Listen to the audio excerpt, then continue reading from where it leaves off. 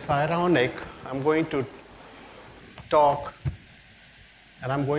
about silence of the flower. One day I was unable to paint because I had broken my arm, and I was recalling Shibayama's, was a great Zen aesthete, his poem. He said, "A flower does not talk. In silence it grows, in silence it falls." To live, to be alive, to be aware of the moment, what we find so difficult, a simple flower does naturally. In its brief life, it does not fear death.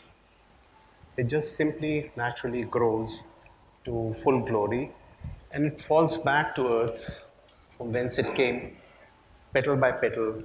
It sheds its ego into a beautiful silence. Even after a week of having my arm in plaster, I was still thinking of the pain I had, and I was delving in the past. And I said, I'm suffering because of that, because I'm thinking of the pain I had. It's no longer there. So I let go.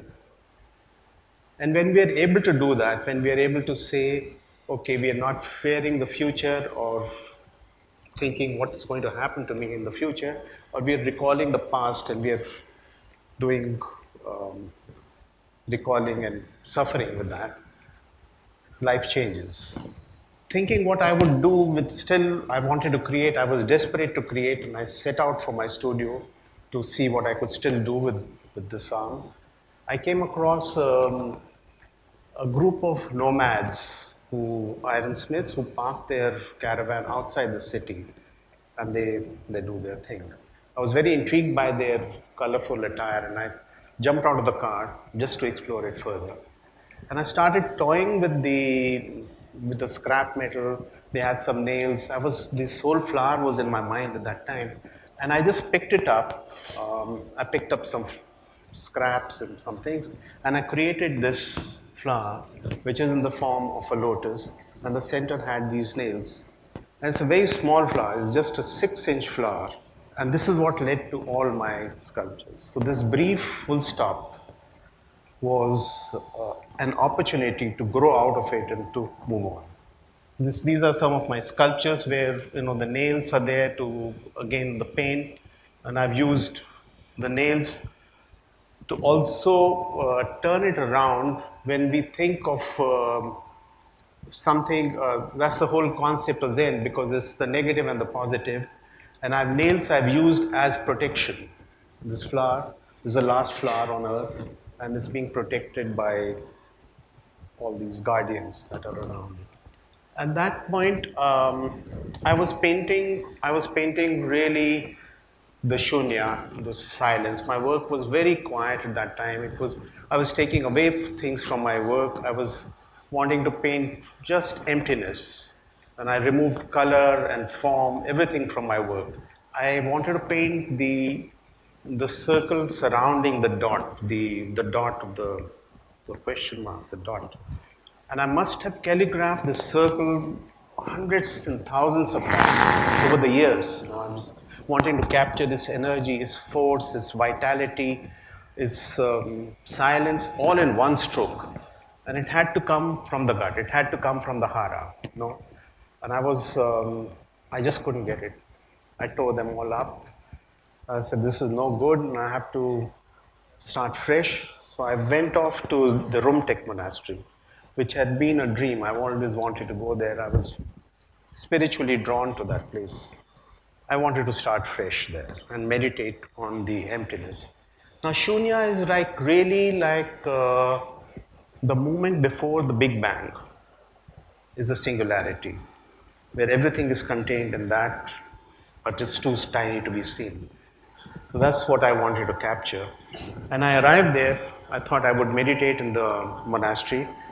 But when I arrived, the whole landscape was incredible.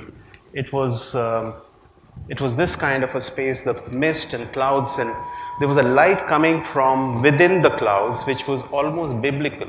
It was as if God had said, let there be light, and there was light. And I was totally mesmerized by this vision, you know. And I took out my brush and in a very quick, swift stroke, I did the circle. And this is the circle, but this is not the actual one. The actual one was actually gone into the clouds I gave it. I felt so complete. I felt like I'd said everything I wanted to say, and there was no reason for me to go on painting anymore. I thought I would change my profession, I would do something totally different, and I thought maybe I'll become a chef. I gave up that idea because my terrible cooking, nobody would eat it. I thought of other things to do, but nothing came to my mind. So slowly I pulled myself out from this very ecstatic, I was almost in a trance doing this. I was totally complete. I walked towards a monastery which didn't interest me anymore because I had seen the monastery board right there. I went there to the monastery and it was totally opposite to what I had experienced, the silence and the emptiness. It was full inside, it was noisy because the monks were there, they were chanting the Lotus Sutra. Again, the lotus, it was referring to that. And there were thousands of images, gilded images of Buddha, perhaps in brass. And there was a central one, the large one. And I was wondering how it related to what I had just experienced outside, till the old Lama got up from the floor and with his butter lamp, he made this offering to the icon. And that moment, all the images of the Buddha made the same circle, they reflected, the light reflected, and they made the same circle in time. Briefly, they united the outside and the inside. So that was really a revelation to me that I understood that they are the same, the emptiness and fullness. This is what resulted from that experience is when you see the negative space through the circle, then you see what the negative and the positive being the same. And actually the shunya is also the potential energy in the dot, in the emptiness. Once it is released and set in motion, it can explode. So they're turning in time, nothing is static, every atom in this universe is moving. So that's what I'm sorry, this is not a video, but it's constantly moving and they strike each other and they create also a sound. And they become dark and light depending on the time you see them, either the supernova or the black hole, contrary to the other one. So my earlier works were very minimal, as I said. So I was painting the sky, I was painting the clouds, the moon, the sea. My palette was grays and blues and beiges. That's one of my moons. I was painting the ocean, and some of my poems I was writing on the scrolls. I was immersing them into the sea.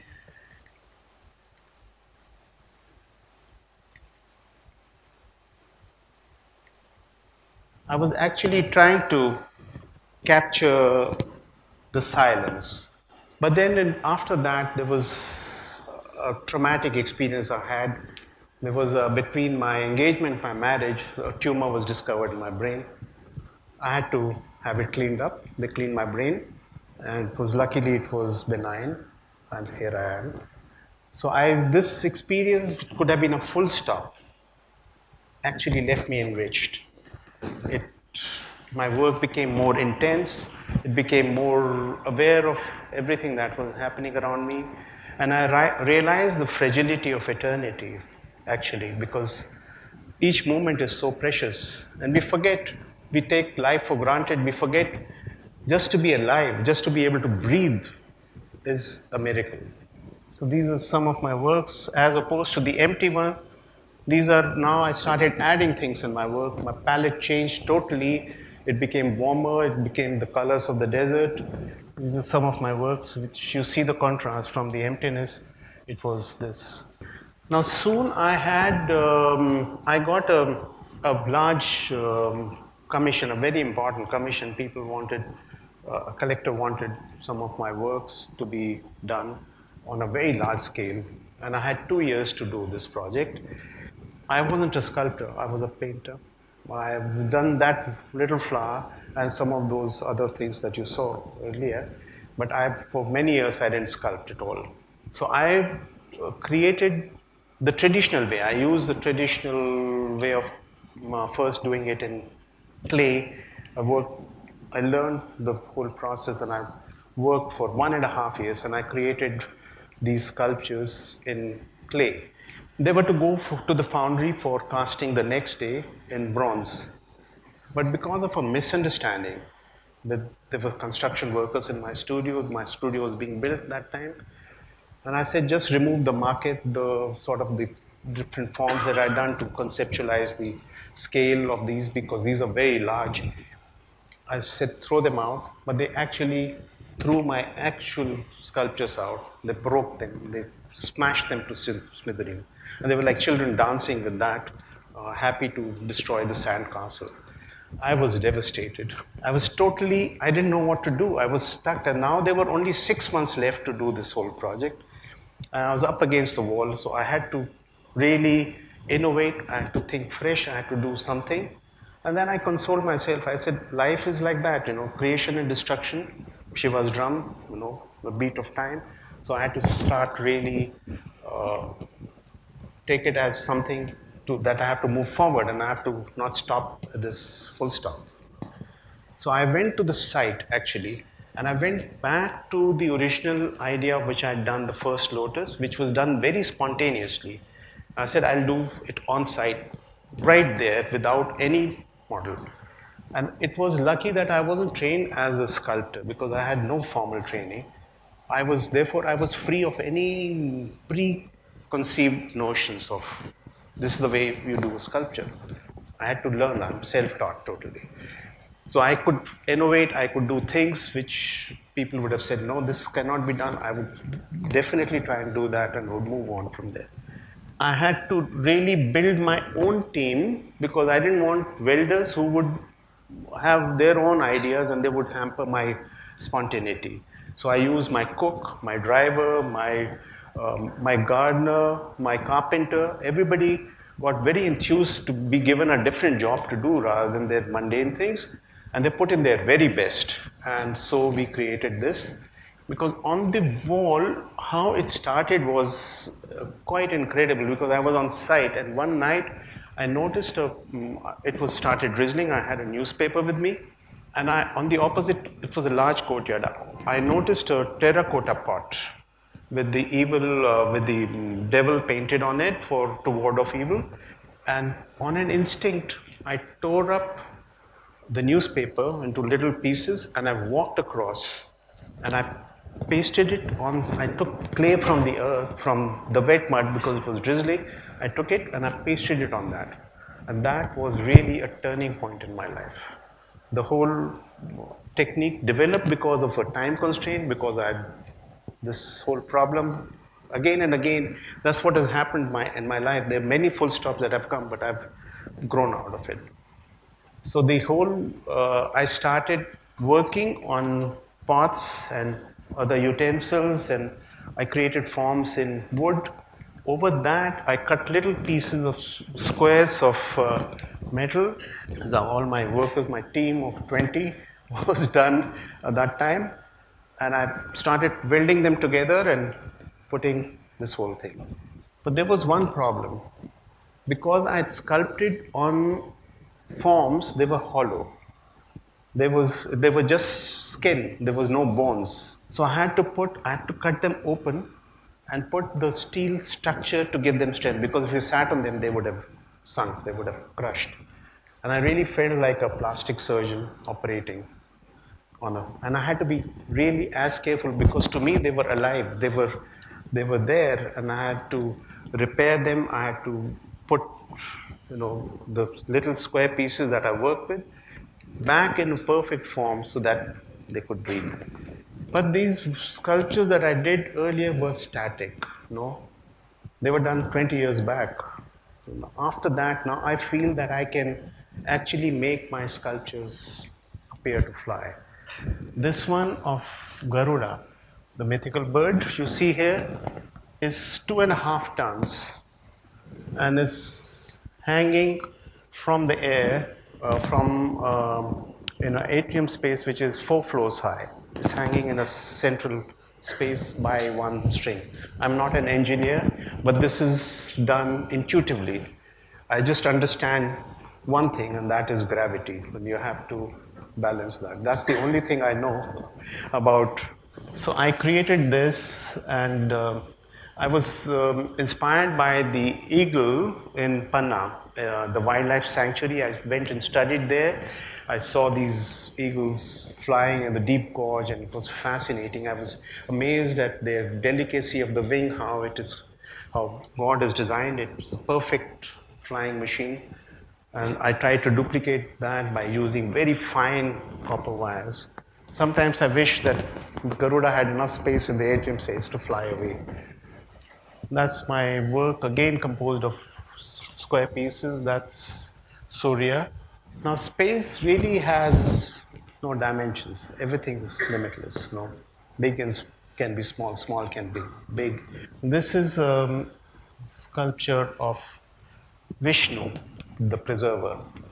I was sailing down the Nile one day and I got off the ship, went to Luxor, and it was amazing to see the pharaohs and the things gazing into eternity. And this is an inspiration from that. It's almost the same size. It's 22 feet by 23 feet by 10 feet. And it took years to do the same way. That's another view of that. So these are little, each piece that you see is 1 inch. So my work is really about working on large scale, and I want to surround people with, encompass them as if they're in the womb, you know. This has many Buddhas. This is like a cave. Some paintings of which also surround you.